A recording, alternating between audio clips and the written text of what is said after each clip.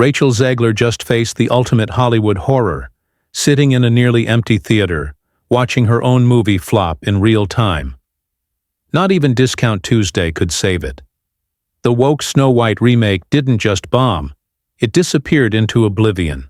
The only ones brave enough to witness the wreckage were Zegler, 23, and a few ride-or-die friends. For someone once hailed as Hollywood's next big thing, this was a brutal reality check. And now, the box office numbers are in. And the message is loud and clear. No one showed up. On March 25, 2025, Rachel Zegler dragged a few loyal friends, Ilda Mason, Jorge Mason, Remy, and Maria Isabel de Mason, to a nearly empty theater to watch her own movie. And thanks to Ilda's Instagram stories, we got a front-row seat to the cringe.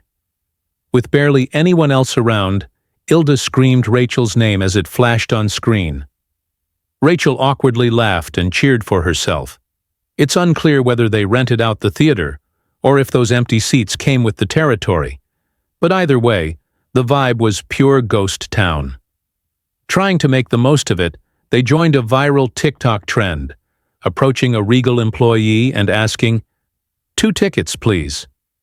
When he innocently asked, "For which movie?" The camera panned to their Snow White popcorn bucket and souvenir cups. Cue awkward silence. As if the night couldn't get more ironic, Rachel clutched a bouquet of flowers, likely a sympathy gift from her friends, since the box office wasn't handing out trophies. Rachel might have played Snow White, but the only thing this movie kissed was rock bottom. With just $3.5 million in Thursday previews and a disastrous $43 million opening weekend, Disney's Snow White wasn't just a flop, it was a historically expensive one. Compared to The Little Mermaid remake's $95 million debut, this disaster doesn't even belong in the same ocean. And let's not forget Dumbo, which nearly matched Snow White's opening with a fraction of the budget. Speaking of budgets, Snow White cost over $250 million to make. And that's before marketing. Now, with theaters emptier than ever, social media is flooded with images of deserted seating charts and rows of lonely audience members. Some online jokers are even calling for a GoFundMe to help Disney break even. As the movie tanked, an old clip of Zegler resurfaced, and let's just say, it aged like milk. In the now viral video, she passionately says, "Despite my flaws and cracks, I hope people wait in line to see me." The winged victory came to the Louvre in pieces, and people still line up to see her. Fast forward to reality, and the only thing lining up is the internet, ready to roast her. Theaters across the country were empty. Ticket sales? Tragic. Critics? Merciless. One user summed it up. "Welcome back to reality, princess." Snow White was a complete flop. Ian Miles Cheong reposted the clip on X, reminding everyone that this is officially Disney's lowest-performing live-action remake in decades. "This is a really bad movie," he wrote, "and I apologize to Walt Disney himself." But Snow White wasn't the only thing crashing and burning. So was Zegler's relationship with co-star Gal Gadot. According to a bombshell report from Variety, Disney executives were already uneasy about Zegler's controversial comments trashing the original Snow White. But instead of intervening, they stayed silent. Then came the real chaos. At Disney's D23 event, Zegler ended her speech with a sudden, bold political statement. Execs went into full panic mode. Their $270 million fairy tale had spiraled into a political storm. Behind the scenes, insiders claimed big-name execs, yes, even Spielberg types, were furious. Jonah Platt, son of producer Mark Platt, even threw shade at Zegler in a now-deleted Instagram comment, blaming her behavior for the movie's failure. "This is called adult responsibility and accountability," he wrote, adding that her personal politics clearly hurt the film's success. Mark Platt himself flew to New York, twice, to beg Rachel to tone it down. She didn't listen. Things between Zegler and Gal Gadot got icy, fast. Though they smiled for cameras, insiders say their dynamic grew tense behind the scenes. At the 2025 Oscars, they presented together, but afterward, Zegler made a comment on Instagram calling Gadot a professional pageant queen, which fans quickly clocked as a subtle dig. But it didn't stop there. Zegler posted pro-Palestine messages online. Gadot, who is from Israel and served in the IDF, became the target of backlash and threats. Disney had to step in, paying for extra security for the mother of four. She didn't understand the consequences, for the film, for Gal, or for anyone, an insider said. Then came the final straw. After the 2024 presidential election, Zegler posted, "May Trump's supporters never know peace."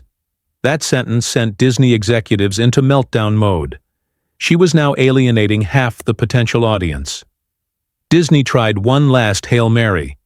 Mark Platt flew out again and finally convinced her to work with a social media specialist hired by Disney to approve every post leading up to the film's release. But the damage had been done. On March 20th, just hours before Snow White limped into theaters, Zegler posted a glowing tribute to the film and crew.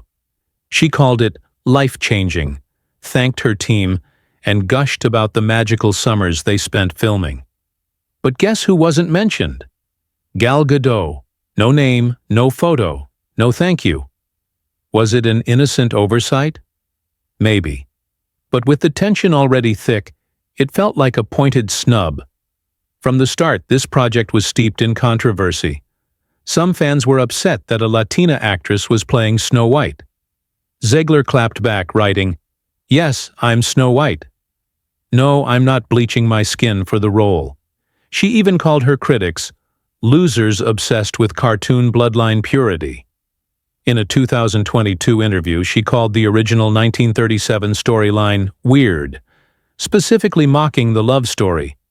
"There's a big focus on her love story with a guy who literally stalks her. Weird." Her tone didn't sit well with fans of the original, who accused her of trashing a beloved Disney classic. One commenter asked, "If you hate the story so much, why take the role?" Then came Peter Dinklage. In 2022, he called Disney out for casting a Latina lead while still telling a backward story about 7 dwarfs living in a cave. "What the fucks are you doing, man?" he said on WTF with Mark Maron. His comments ignited backlash. Some praised him, while others argued he was erasing roles for actors with dwarfism. The next day, Disney scrambled to respond, promising a different approach. That approach?